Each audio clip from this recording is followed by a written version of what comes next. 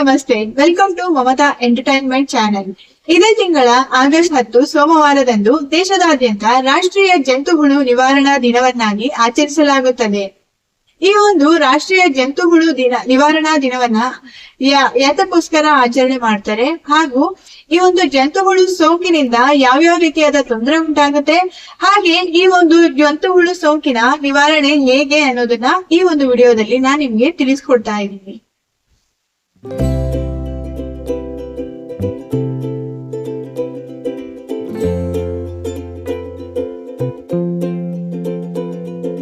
ಮಕ್ಕಳಲ್ಲಿ ಸಾಮಾನ್ಯವಾಗಿ ಕಂಡುಬರುವ ಜಂತುಹುಳುಗಳು ಅವರ ಪೋಷಕಾಂಶಗಳ ಹೀರುವಿಕೆಗೆ ಅಡ್ಡಿಪಡಿಸುವುದಲ್ಲದೆ ರಕ್ತಹೀನತೆ, ಅಪೌಷ್ಟಿಕತೆ ಹಾಗೂ ಮಾನಸಿಕ ಮತ್ತು ದೈಹಿಕ ಬೆಳವಣಿಗೆ ಕುಂಠಿತಗೊಳ್ಳಲು ಕಾರಣವಾಗಬಹುದು. ಈ ಸಮಸ್ಯೆಯನ್ನು ನಿವಾರಿಸಲು 1 ರಿಂದ 19 ವರ್ಷ ವಯಸ್ಸಿನ ಎಲ್ಲ ಮಕ್ಕಳಿಗೂ ಜಂತುಹುಳು ನಿವಾರಣಾ ಚಿಕಿತ್ಸೆ ನೀಡುವ ಉದ್ದೇಶದಿಂದ ಭಾರತ ಸರ್ಕಾರವು 2015ರಲ್ಲಿ ಅಂಗನವಾಡಿ ಮತ್ತು ಶಾಲೆಗಳ ಮೂಲಕ ನಿರ್ದಿಷ್ಟ ದಿನದಂದು ನಡೆಸಲಾಗುವ ರಾಷ್ಟ್ರೀಯ ಜಂತುಹುಳು ನಿವಾರಣಾ ದಿನ ಕಾರ್ಯಕ್ರಮವನ್ನು ಪ್ರಾರಂಭಿಸಿತು. ಈ ಅಭಿಯಾನವು ಮಕ್ಕಳ ಒಟ್ಟಾರೆ ಆರೋಗ್ಯ, ಪೋಷಣೆ, ಶಿಕ್ಷಣದ ಲಭ್ಯತೆ ಮತ್ತು ಜೀವನದ ಗುಣಮಟ್ಟವನ್ನು ಸುಧಾರಿಸುವ ಗುರಿಯನ್ನು ಹೊಂದಿದೆ. ಏನಿದು ಜಂತುಹುಳ ಹಾಗೂ ಈ ಜಂತುಹುಳ ಸೋಂಕು ಯಾವ ರೀತಿ ಹರಡುತ್ತೆ ಅನ್ನೋದನ್ನ ನೋಡೋಣ.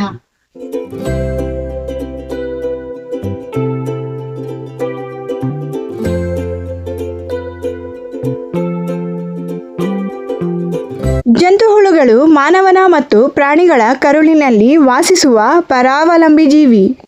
ಜಂತುಹುಳುವಿನ ಸೋಂಕು ನೈರ್ಮಲ್ಯದ ಕೊರತೆ, ಅಶುದ್ಧ ನೀರು ಅಥವಾ ಅಶುದ್ಧ ಆಹಾರ ಸೇವನೆಯಿಂದ ಹೆಚ್ಚಾಗಿ ಹರಡುತ್ತದೆ. ಇದು ಮಕ್ಕಳಲ್ಲಿ ಸಾಮಾನ್ಯವಾಗಿ ಕಂಡುಬರುತ್ತದೆ, ಆದರೆ ಇದು ವಯಸ್ಕರನ್ನು ಸಹ ಬಾಧಿಸುತ್ತದೆ. ಈ ಜಂತುಹುಳು ಸೋಂಕಿನ ಪ್ರಮುಖ ಲಕ್ಷಣಗಳು ಯಾವುದು ಅನ್ನೋದನ್ನ ನೋಡೋಣ. ಹೊಟ್ಟೆ ನೋವು ಮತ್ತು ಸೆಳೆತ, ಅತಿಯಾದ ಆಯಾಸ, ಹಸಿವಾಗದಿರುವುದು, ತೂಕದಲ್ಲಿ ಇಳಿಕೆ, ಅಜೀರ್ಣ ಮತ್ತು ಮಲಬದ್ಧತೆ, ಮಲದಲ್ಲಿ ಹುಳುಗಳು ಕಾಣಿಸಿಕೊಳ್ಳುವುದು, ಗುದದ್ವಾರದ ಹತ್ತಿರ ತುರಿಕೆ, ವಿಶೇಷವಾಗಿ ರಾತ್ರಿಯ ಸಮಯದಲ್ಲಿ. ಇದು ಜಂತುಹುಳು ಸೋಂಕಿನ ಪ್ರಮುಖ ಲಕ್ಷಣಗಳಾಗಿವೆ. ಈ ಒಂದು ಜಂತುಹುಳ ಸೋಂಕಿಗೆ ಯಾವ್ದಾದ್ರೂ ಚಿಕಿತ್ಸೆ ಇದೆಯಾ? ಇದ್ರೆ ಆ ಚಿಕಿತ್ಸೆ ಯಾವುದು ಅನ್ನೋದನ್ನ ನೋಡೋಣ. ಮಕ್ಕಳಲ್ಲಿ ಹುಳುವಿನ ಸೋಂಕಿನ ಅಪಾಯವನ್ನು ಕಡಿಮೆ ಮಾಡಲು ಸರ್ಕಾರ ಜಂತುಹುಳು ನಿವಾರಣಾ ಮಾತ್ರೆಗಳನ್ನು ಉಚಿತವಾಗಿ ಶಾಲೆಗಳಲ್ಲಿ ನೀಡುತ್ತಿವೆ. ಜೊತೆಗೆ ಜನರಲ್ಲಿ ಈ ಬಗ್ಗೆ ಅರಿವು ಮೂಡಿಸುವ ಕಾರ್ಯಕ್ರಮಗಳನ್ನು ಹಮ್ಮಿಕೊಂಡಿದೆ.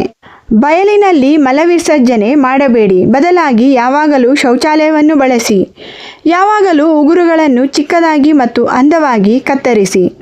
ಮನೆಯ ಒಳಗೆ ಮತ್ತು ಹೊರಗಿನ ವಾತಾವರಣವನ್ನು ಯಾವಾಗಲೂ ಅಚ್ಚುಕಟ್ಟಾಗಿ ಮತ್ತು ಸ್ವಚ್ಛವಾಗಿಡಿ. ಯಾವಾಗಲೂ ಚಪ್ಪಲಿ ಹಾಕಿಯೇ ಹೊರಗೆ ಹೋಗಬೇಕು. ಯಾವಾಗಲೂ ಸುರಕ್ಷಿತ ಆಹಾರವನ್ನು ಸೇವಿಸಿ ಮತ್ತು ಶುದ್ಧ ನೀರನ್ನು ಕುಡಿಯಿರಿ. ಆಹಾರವನ್ನು ಸೇವಿಸುವಾಗ ಕೈಗಳನ್ನು ಚೆನ್ನಾಗಿ ತೊಳೆದೇ ಸೇವಿಸಬೇಕು. ಆಹಾರವನ್ನು ಎಂದಿಗೂ ತೆರೆದ ಪಾತ್ರೆಗಳಲ್ಲಿ ಗಾಳಿಯಲ್ಲಿ ಹಾಗೆಯೇ ಇಡಬಾರದು, ಮುಚ್ಚಿಯೇ ಇಡಬೇಕು.